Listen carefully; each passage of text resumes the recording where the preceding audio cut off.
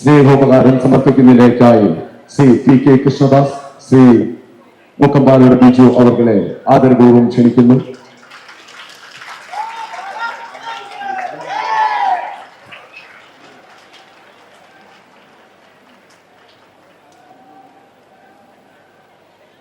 For presenting the memento, I welcome Sri PK Krishnadas and Sri Mukkambalaur Biju.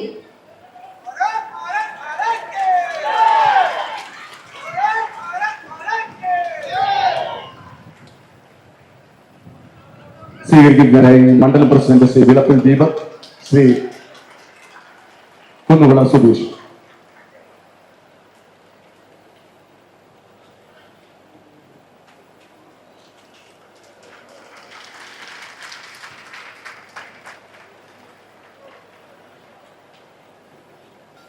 भाइयों बहनों, सबसे पहले कट्टल देवी मंदिर में विराजमान भद्रकाली माता को मैं प्रणाम करता हूं.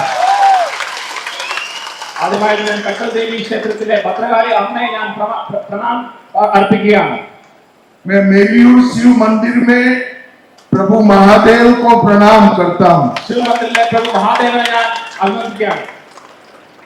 आज मैं आया हूं तब सबसे पहले सभी भाइयों बहनों को मैं कहने आया हूं कि केरलम में इस बार एनडीए सरकार बनने जा रही है. ഞാനിവിടെ വന്ന് ആദ്യം തന്നെ നിങ്ങളടുത്ത് പറയാൻ ആഗ്രഹിക്കുകയാണ്, കേരളത്തില് ഇനി വരാൻ പോകുന്നത് NDA സർക്കാർ ആയിരിക്കും. ये केरलम के मीडिया वाले हमारी बात मानते नहीं है, मगर केरलम की जनता को मैं बताना चाहता हूं 2014 में एनडीए को 11% 11% वोट मिला. 2019 लोकसभा इलेक्शन में 16% वोट मिला. 2024 लोकसभा इलेक्शन में 20% वोट मिला और इस बार हम सरकार बनाने जा रहे हैं. ഇവിടെ ഞാൻ പറയുന്നത് കേരളത്തിലെ മാധ്യമരംഗങ്ങൾ അവർ അംഗീകരിക്കില്ല, പക്ഷെ കേരളത്തിന്റെ ജനതകൾ അവർക്കറിയാം അത് എന്താ ഞാൻ പറയുന്നത്. 2014 നമുക്ക് 11% നമുക്ക് വോട്ട്. 2019 ലോക്സഭ ഇലക്ഷനിൽ അത് 16%. 2024 ലോക്സഭയിൽ നമുക്ക് 20%. ഇനി വരാൻ പോകുന്നത് NDA സർക്കാർ ആയിരിക്കും. भाइयों बहनों, केरलम ने दोनों ग्रुपों को देखा. केरलम की जनता ने कभी LDF को निकालकर UDF को लाया और कभी UDF को निकालकर LDF को लाया. LDF, UDF, UDF, LDF, LDF, UDF. Keralam का भला किसी ने नहीं किया. കേരളം ഇവിടെ രണ്ട് ഗ്രൂപ്പുകൾ നമ്മൾ വ്യക്തമായി കണ്ടിട്ടുണ്ട്. LDF നെ മാറ്റി UDF വരും, UDF നെ മാറ്റി LDF വരും, LDF UDF, LDF UDF. ഈ ഒരു പ്രക്രിയ മാത്രമേ നമ്മൾ കണ്ടിട്ടുള്ളൂ. ഇവരാരും കേരളത്തിന് വേണ്ടി ഒന്നും ചെയ്തിട്ടില്ല. जो भी आया उसने करप्ट शासन दिया, करप्शन के घोटालों का एक बहुत बड़ा सूची बना दी. ആര് വന്നാലും ഇവിടെ ആര് വന്നാലും അഴിമതിയുടെ വലിയ ഒരു പട്ടിക തന്നെ അവർ സൃഷ്ടിച്ചിട്ടുണ്ട്. भाइयों बहनों, LDF ने 343 करोड़ का कोऑपरेटिव बैंक घोटाला किया, AI घोटाला किया, लाइफ मिशन घोटाला किया, के फोन परियोजना का घोटाला किया, PPE किट में खरीदने का घोटाला किया और मंदिर के सोने का भी चोरी करने का घोटाला LDF की सरकार. LDF സർക്കാർ 343 കോടി രൂപയുടെ കോപ്പറേറ്റീവ് സൊസൈറ്റി അഴിമതി നടത്തി, AI ക്യാമറയുടെ അഴിമതി നടത്തി, ലൈഫ് മിഷന്റെ അഴിമതി നടത്തി, കെ ഫോണിന്റെ അഴിമതി, PPE കിറ്റ് വാങ്ങിക്കാനുള്ള അഴിമതി നടത്തി. എന്തിനു പറയുന്നത് കൂടുതൽ, അമ്പലത്തിലെ സ്വർണം പോലും അവർ കട്ട് അവിടെ അഴിമതി നടത്തി. और UDF आती है तो सोलार घोटाला होता है, बार रिश्वत कांड होता है, पलारी वट्टम घोटाला होता है और दोनों एक दूसरे को कभी अरेस्ट नहीं करते। UDF-ന്റെ കാര്യത്തിൽ നമ്മൾ നോക്കുകയാണെങ്കിൽ ഇവിടെ സോളാർ അഴിമതി നടന്നു, ബാർക്കോഴ നമുക്കറിയാം അഴിമതി നടന്നു, പാലാരി വട്ടത്തിന്റെ അഴിമതി നടന്നു. UDF-ഉം LDF-ഉം ഇവരെ ഒരു വ്യക്തമാണ്, അവർ അങ്ങോട്ടും ഇങ്ങോട്ടുമുള്ള അഡ്ജസ്റ്റ്മെന്റിൽ ആരെയും അവർ അങ്ങോട്ടും ഇങ്ങോട്ടും അറസ്റ്റോ മറ്റു കാര്യങ്ങളൊന്നും ചെയ്യാറില്ല. मैं केरलम की जनता को विश्वास देकर जाता हूं, एनडीए की सरकार बना दीजिए, मंदिर के सोने के सच्चे आरोपी को 2 माह में जेल की सलाखों के पीछे हम डाल देंगे।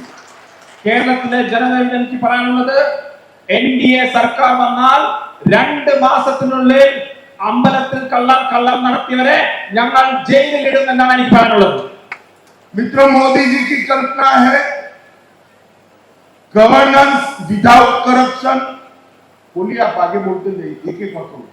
मोदी जी की कल्पना है गवर्नेंस विदाउट करप्शन।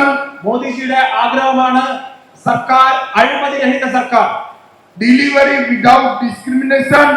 ഏതെങ്കിലും രീതിയിലുള്ള വ്യത്യാസം കാണാത്ത കാര്യങ്ങൾ അവരെ വ്യത്യാസം ഇല്ലാത്ത രീതിയിൽ ആളുകൾക്ക് എത്തിക്കുക. and development without vote bank politics. വികസനം വോട്ട് ബാങ്ക് പൊളിറ്റിക്സ് അല്ലെങ്കിൽ പ്രീറൗണ്ട് രാഷ്ട്രീയം കാണാത്ത വികസനം. हम हमारे नेताओं के घर भरने के लिए पॉलिटिक्स में नहीं है, ना हमारी कैडर को मजबूत करने के पॉलिटिक्स में है। हम पॉलिटिक्स में है तो भारत माता को विश्व के सबसे ऊंचे स्थान पर बिठाने के लिए हम पॉलिटिक्स। നമ്മൾ രാഷ്ട്രീയത്തിലുള്ളത് നേതാക്കന്മാരുടെ വീടുകൾ നിർമ്മിക്കാനോ അല്ലെങ്കിൽ നമ്മുടെ കാര്യകർത്താക്കരെ അവരെ നന്നാക്കാനോ അല്ലെങ്കിൽ അവർക്ക് വേണ്ടിയൊന്നുമല്ല. നമ്മുടെ രാഷ്ട്രീയത്തിൽ വന്നത് നമ്മുടെ രാഷ്ട്രമായിട്ടുള്ള ഭാരത് മാതാവിനെ ലോകത്തെ ഏറ്റവും മുന്നിൽ നിർത്താനുള്ള രാഷ്ട്രമാക്കി മാറ്റാൻ വേണ്ടിയാണ് നമ്മുടെ രാഷ്ട്രീയത്തിലുള്ളത്. भाइयों बहनों, दोनों पार्टियां तुष्टीकरण करती।